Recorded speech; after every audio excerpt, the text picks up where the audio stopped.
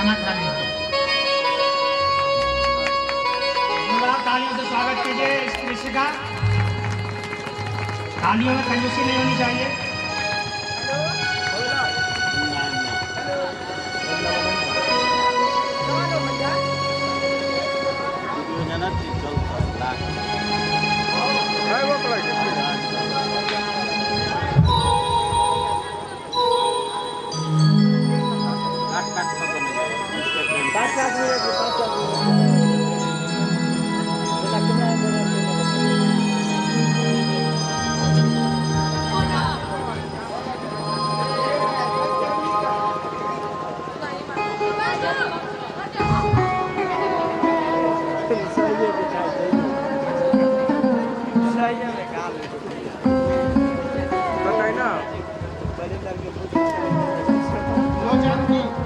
इसे भी उधर रख दो।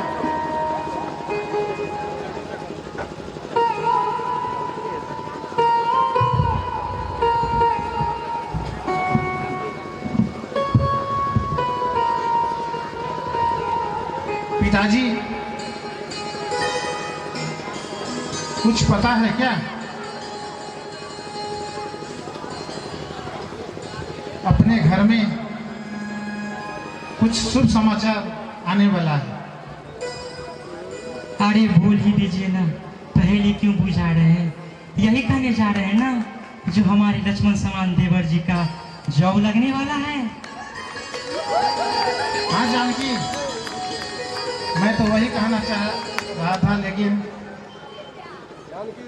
मैं पिताजी को यही बताने वाला था कि अपना छोटा भाई अब कॉलेज की पढ़ाई पूरी करके नौकरी करेगा और हम लोग के घर में और बहुत ज़्यादा खुशी आएगी। हम लोग का जीवन जो संघर्ष में रहा है उसमें अब लगता है कि थोड़ा हम लोग को भी आराम मिलेगा।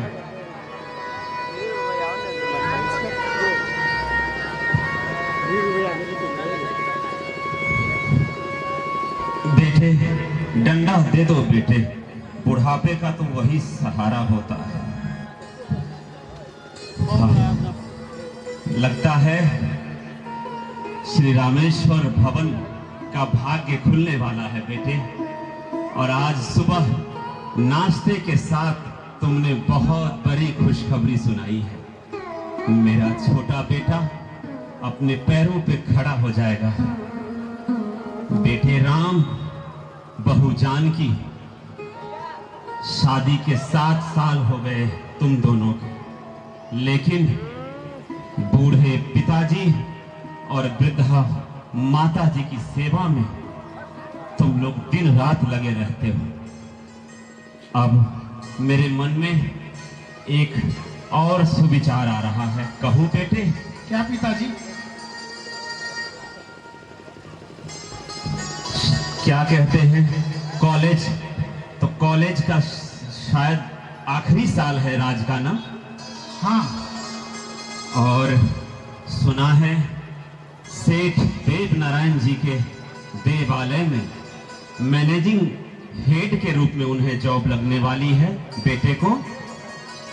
हाँ पिताजी, मुझे भी तो राज बता ही रहा था, घर में भाभी से बात कर रहा था तो मैं अपने रूम से सुन रहा था ये सब बातें।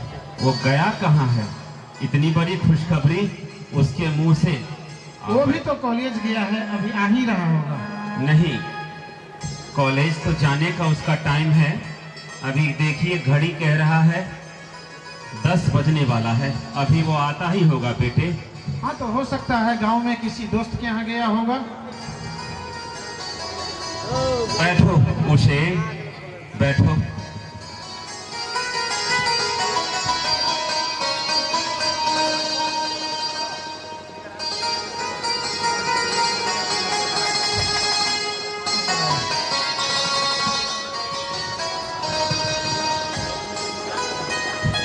पिताजी, भैया मैं कॉलेज निकलने वाला हूँ, देर हो रही है और अगर आप सबका आशीर्वाद रहा तो बहुत जल्द इस घर में एक नई खुशी आएगी। एक जगह मैंने इंटरव्यू दिया है और बहुत बढ़िया मेरा इंटरव्यू गया है तो आप लोग का आशीर्वाद रहा तो मुझे बहुत अच्छी नौकरी मिलेगी और इस घर में फिर से नई खुशियाँ आएंगी। तो मैं निकलता हूँ। भगवान से यही मनाएंगे मेरे भाई कि हमारे भी घर में खुशियाँ आए, नहीं तो एक बूढ़े माँ बाप को लेकर और अकेला मैं बहुत थक गया हूँ।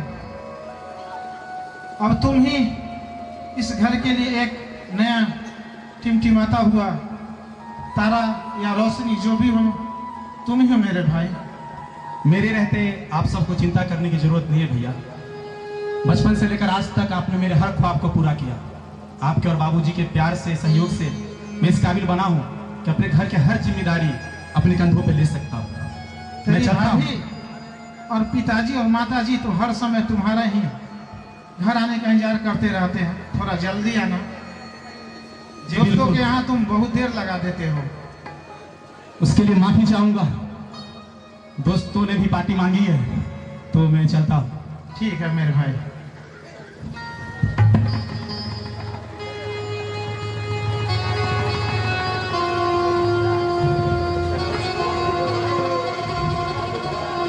तो अब मैं आश्वस्त हो गया बेटे कि छोटे बेटे को कॉलेज की पढ़ाई पूरी होने के बाद बहुत जल्द नौकरी भी लग जाएगी। उसे मेरे मन में एक और सपना है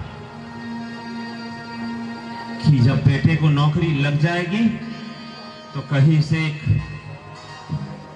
एक प्यारी सी सुसंस्कृत संस्कारवान बहू ढूंढकर, और मैं चाहता हूं कि जानकी का जो बोझ है इस संयुक्त परिवार का, जो उनके ऊपर थोड़ा कम कर दूं, यानी नौकरी के बाद उनका विवाह भी कर दूं। राम, क्या मैं गलत हूं बेटे? नहीं पिताजी, आप जो कहेंगे वो हमारे लिए सराखों पर। बहुत आशीर्वाद बेटे।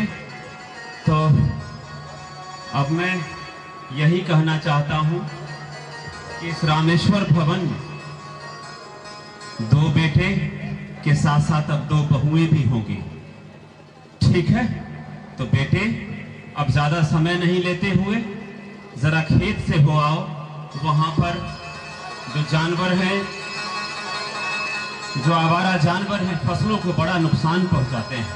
ठीक है पिताजी, तो मैं खेत जा रहा हूँ, वहाँ फसल क्षति न हो इसके लिए अकेले सुबोध भैया को वहाँ पर हम ड्यूटी दे करके आए हैं। अब हम वहाँ पहुँच जाते हैं। जानकी, तुम समय से खाना पहुँचा देना। मैं चलता हूँ।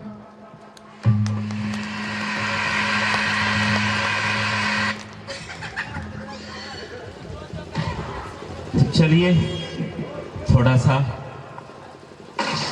घर के अंदर चलते हैं, कुछ जरूरी कुछ कार्य करने हैं। चलिए उसे, चलो बहू।